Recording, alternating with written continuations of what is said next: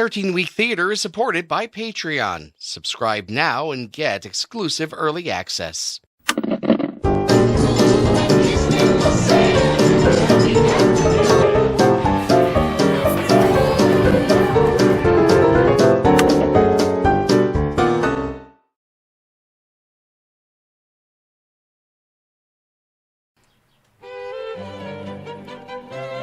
Over the course of 12 episodes in 1975 and 1979, John Cleese and Connie Booth's Fawlty Towers became known as arguably the greatest sitcom of all time.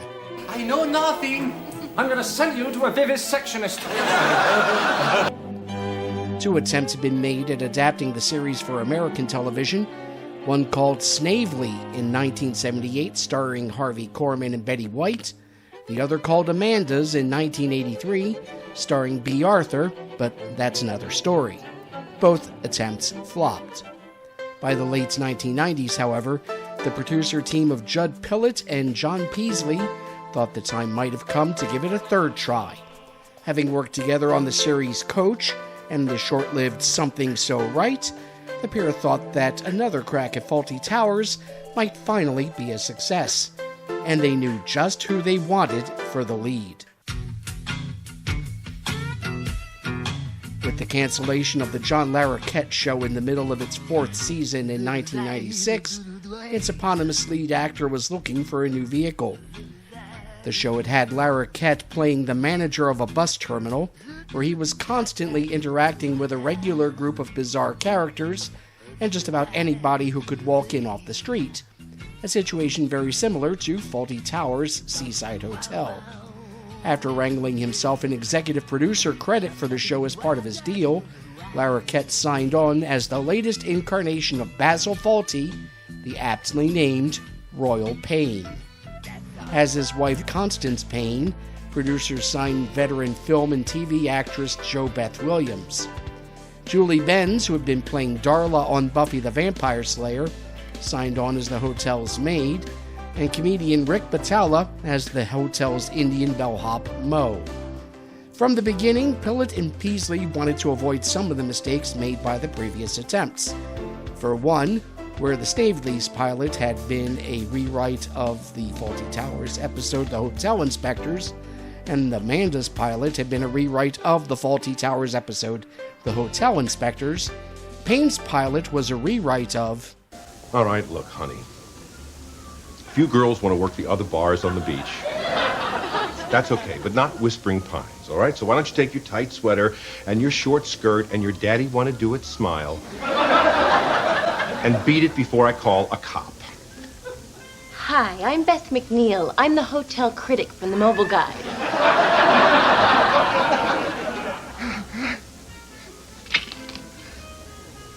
Gilbert? Well, actually, it was a rewrite of the Fawlty Towers episode Gourmet Night, with a subplot taken from the Fawlty Towers episode The Hotel Inspectors. They also decided that if the show was picked up, the pilot would not air as the first episode, leaving them the freedom to write an original story to begin the adaptation. They got their chance.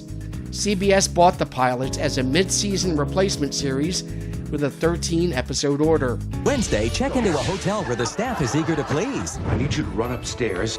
The cuisine is to die for. Pacific Ocean duck. And the guests are very grateful. I have a wife, and you have something to sing about. John Larroquette stars in Payne on its regular night, CBS Wednesday.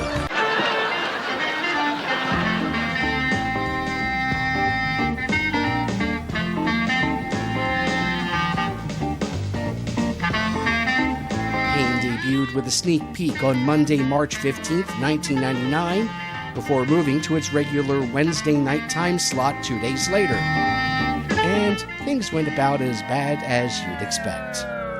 So what happened? Well, first, there was the same problem most American adaptations of British shows had, the question of quantity versus quality. What made Fawlty Towers so great was that not only was it written by 2 of the best comedy writers of their generation, they had the luxury of being able to use only the best material they could come up with. It took John Cleese and Connie Booth 2 years to write the first 6 episodes of the show, and another 4 years to write the final 6. Payne had to have a writer's room churning out episodes at amazing speed, and to be honest, no one in that room was up to John Cleese or Connie Booth's level. Second, reviewers thought that the show lacked the manic energy that Fawlty Towers had. As a result, the show seemed to drag, taking up a much slower pace than fans of the original show were expecting. Third, rather than develop his own version of the character, as B. Arthur had been forced to do on Amanda's, Larroquette seemed to be portraying Royal Payne as almost an imitation of John Cleese. Come here. You're a waste of space. Oh! Do you have a pen? Oh, yes. There you go. Thank you. An imitation that did not lead to positive comparisons. Finally, and this can apply to all 3 attempts at adapting Fawlty Towers, the original show relied on an archetype that just didn't exist in American television. The loser that audiences love to watch fail. In Britain, this archetype is best exemplified by the persona created by comedian Tony Hancock. Name? Anthony Hancock. Anthony. Age? 30-ish. Could you be a little more precise?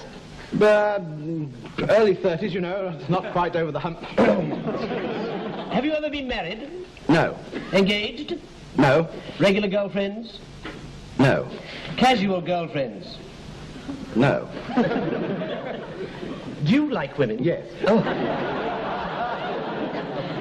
Do they like you? No. Are you at ease with women? No. Are they at ease with you? No. Are they antagonistic towards you from the start? Yes. Now then, can you dance? No. Play a musical instrument? No.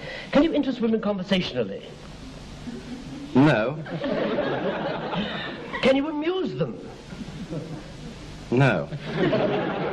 Do they laugh at you? Yes. Fawlty Towers also relied a lot on class consciousness, which simply doesn't exist in American society. So where Basil Fawlty was just another example of the Hancock archetype, and his snobbery could be explained by his attitude to those of a lower class than him, You did give me that money.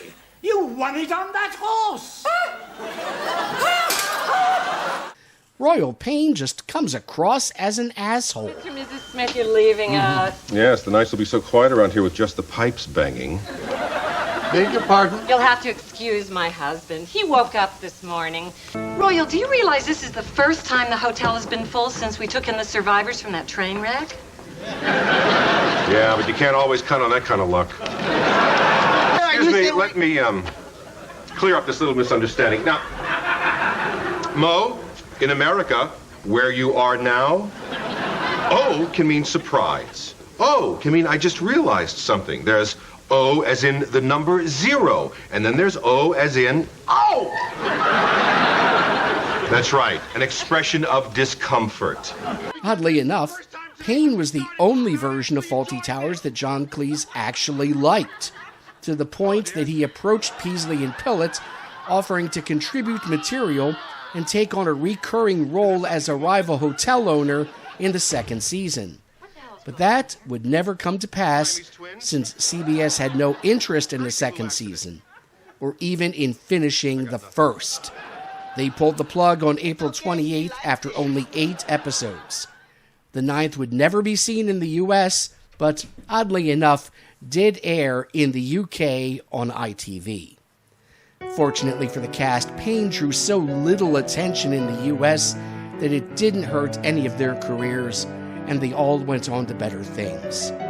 Peasley and Pillett learned their lesson and decided not to adapt British TV again. Instead, their next project was an adaptation of an indie film called Kiss Me Guido, but that's another story. In what lessons did British television learn from the latest in a long line of failed adaptations and the essential incompatibility between American and British television?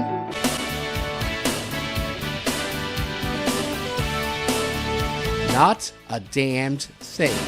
Days like this, I feel like I could But that's also another story.